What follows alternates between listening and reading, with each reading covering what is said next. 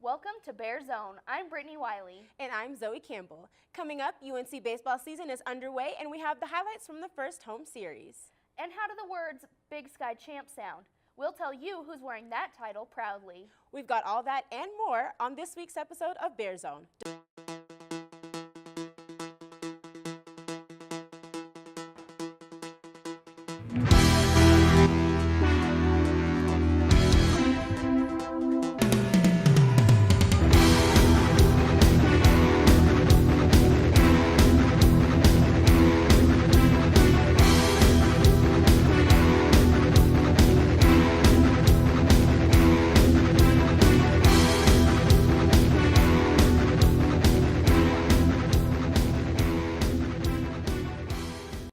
The Bears had a grand time in Grand Forks, North Dakota this weekend as they picked up a win over the North Dakota Fighting Hawks, winning 79-66. The Bears played great defense and completely shut out North Dakota at the three-point line. The Hawks normally average 7 three-pointers a game, but the Bears kept them 0 for 8 from beyond the arc. UNC had efficient offense to match their defensive intensity. Andre Spite has torn up the league for the Bears recently, but put up just 16 points against North Dakota. Problem, right? Not to worry, his teammates worked hard to make up for it. Junior guard Jordan Radabaugh had a great night in Grand Forks as he scored 19 points, got 11 rebounds, and played all 40 minutes of the game. Jordan Davis put up 16 points, and senior Anthony Johnson had 12 points coming off the bench. Freshman Jalen Sanders had an impressive 10 rebounds, his 4th game this season with double-digit boards. Next week, the Bears play their final 2 road games of the regular season. They travel to the West Coast to play Portland State tonight and Sacramento State on Saturday. There seems to be a theme with UNC basketball teams. Start off slow in the first half, storm out of the locker room and go on a big run, and never look back. That's exactly what the women's basketball team did Saturday in their 51-45 win over North Dakota. Just like the men's team did in their final 2 games last week, Northern Colorado started off slow at the bank. UNC traveled 14-10 after the first quarter and 26-16 at halftime, only shooting 21% from the field and 18% from deep. But you guessed it, the Bears stormed out of the locker room trading baskets with the Fighting Hawks before going on an 18-2 run in the final 4 minutes of the third quarter. Northern Colorado hit 4 threes in that span, waking the fans up. UNC used the run to carry a 43-36 lead into the final quarter and didn't let UND get any closer than 4 points, sealing the win. With the victory, the Bears clinch a bye and a top 2 seed in next month's Big Sky tournament. UNC also clinches at least a share of the Big Sky title, but they want the title all to themselves. Could the Bears claim the title with a win over Portland State Wednesday? Big Sky champions, UNC's women's basketball team clinched the 2017-2018 Big Sky title with a 63-60 win over Portland State Wednesday. The Bears got off to a better start than in recent games, leading 17-14 after a back-and-forth first quarter. Savannah Scott made her return to the lineup, which definitely helped the team's hot start. An 11-0 run in the second helped the Bears carry a 36-23 lead into the locker room. Very little changed in the third, and UNC carried a 50-37 lead into the final quarter. But things changed in the fourth as the Bears only scored 2 points in the first 5 minutes of the quarter, cutting the lead to 8. UNC could taste the title, leading by 7 with less than a minute to play. The Vikings got within 3, but their comeback wasn't enough. The Bears held on for the win, clinching the title. UNC has one more home game as they take on Sacramento State Friday at 7 p.m. Then they head to Reno for the Big Sky tournament, beginning Monday. Bears softball finished 3-2 at the Libby Matson tournament over the weekend. Things got started Friday with a doubleheader, and first up was a tough one against Seattle. The Bears fell to the Redhawks 7-4 after struggling to get around the bases. Things looked up against host school Pacific when the Bears took the 5-2 victory behind hot bats. UNC split another doubleheader Saturday, losing 2-6 to Nevada and taking another victory, 9-8, over Pacific. Sunday gave the Bears their 3rd and final win of the tournament when they took 1-0 revenge against Seattle. The tournament upped the Bears' record to 8-7 on the season before they headed an hour north to take on Colorado State Tuesday. A beautiful day for softball and a quick trip for the Bears to Fort Collins. Sadly, things didn't end beautifully for the Bears, who fell to the Rams 9-4 Tuesday afternoon. UNC slid into an early 1-0 lead. Maddie Schmidt singled to lead things off and advanced to third on a Kaylee Garcia single. Schmidt scored on a ground out from Lauren Page to give the Bears the lead. Things looked promising for the Bears until the bottom of the third when the Rams tied it up. Then the game took a turn for the worse. The Rams started the bottom of the fourth with back-to-back home runs, and a UNC error later in the inning gave the Rams a 4-1 lead.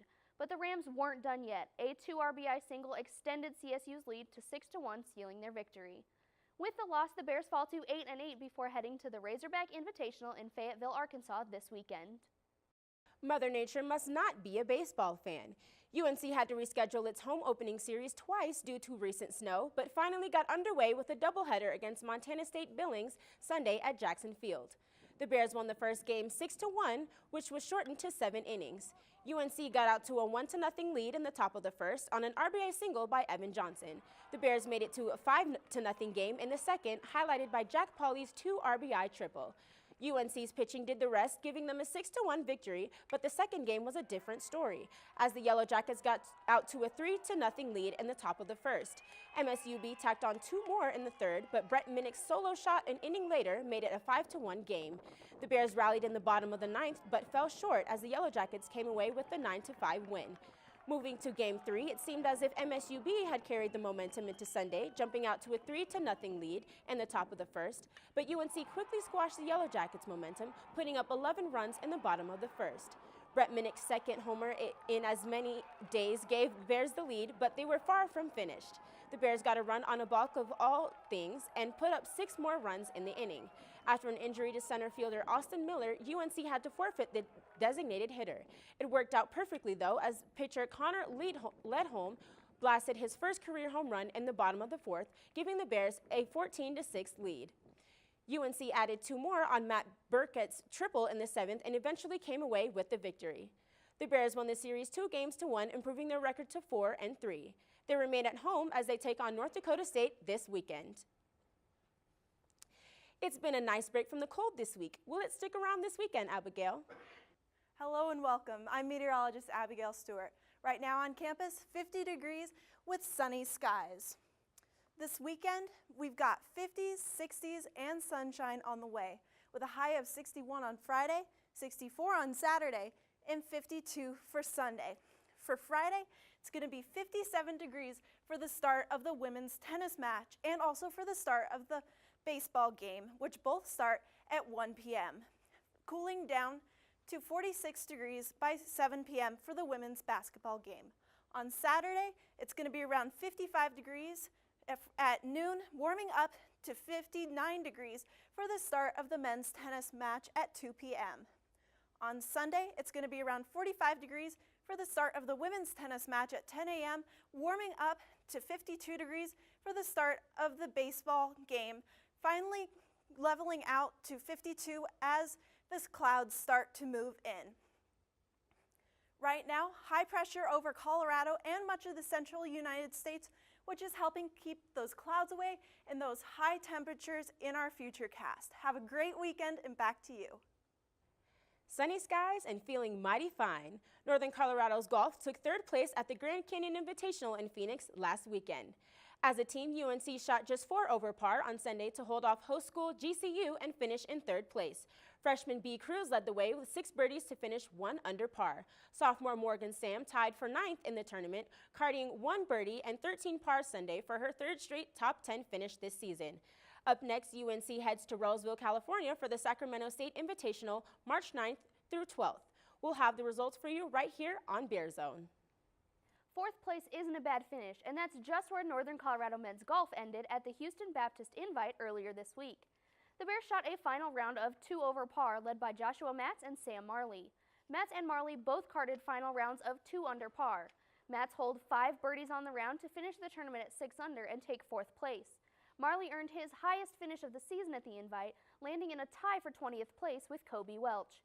The Bears hope to finish even stronger at the Bob Sitton Invitational March 12th through the 14th in Dallas. It's never good news to finish a month on a sour note. Just ask the Denver Nuggets. They finished February with one of their worst losses of the season Tuesday to Los Angeles Clippers. The Nuggets had a 19-point lead in the middle of the 3rd quarter, but collapsed late as Clippers center Boban Marjanovic had a career night. Marjanovic scored 18 points in 15 minutes off the bench and ate the Nuggets alive in the second half. The only bright spot for the Nuggets was Paul Millsap returning after a 44-game absence due to a left wrist injury. Millsap scored 9 points and hauled in 7 rebounds in his return to the lineup. Millsap also had a huge effect on the game defensively with 2 steals, 2 blocks, and doing a marvelous job affecting shots at the rim. The Nuggets finished the month of February with a 7-3 record and still picked up big victories over the Golden State Warriors, Oklahoma City Thunder, and the San Antonio Spurs twice. The Nuggets' success during February brought to you by star big man Nikola Jovic. Jovic had an NBA Player of the Month worthy stretch. He averaged 22 points, 11 points, 9 rebounds, and 9.6 assists per game. With 4 triple-doubles in February, Jovic was a dominating force and willed the Nuggets to keep pace in the Western Conference standings. And speaking of those standings, with a record of 33-28, the Nuggets continue to keep pace in the Western Conference race, and 538.com says they have a 69% chance to make the postseason. The team is back in action tomorrow night as they head to Memphis to take on the Grizzlies. After the Grizzlies game, the Nuggets head to the land to face LeBron James and the Cavaliers on their second night of a back-to-back. Make sure to tune in next week to BearZone to see how the Nuggets did and whether a playoff berth is still in reach. 19 games left, and the Colorado Avalanche have their eyes on their first playoff spot in 4 years. The Avs have won 12 of their last 13 home games to tighten the race in the Western Conference, including their 5-2 victory over the Calgary Flames last night. The Avs went down by 2 early, but goalie Semyon Varlamov stepped up and made 30 saves to keep the Flames at bay. 5 different players scored the 5 Avalanche goals, including Nathan McKinnon, power play goal, and Duncan Siemens' unassisted goal in the third period. The Avs continue their third wildcard race tomorrow when they host the Minnesota Wild at 7 p.m. Spring training is underway in Arizona. The Colorado Rockies are 2-4 so far after a big 9-3 win over the Arizona Diamondbacks yesterday. The victory was only the second time the Rockies' bats got hot. Spring training may or may not be a good indicator of what the regular season will be. We'll find out about the Rockies in 28 days when they head to Arizona for opening day. And that is our show for tonight. Be sure to stay up to date on our Twitter and Instagram pages, BearZone UNCO, and on YouTube, Bear News 98.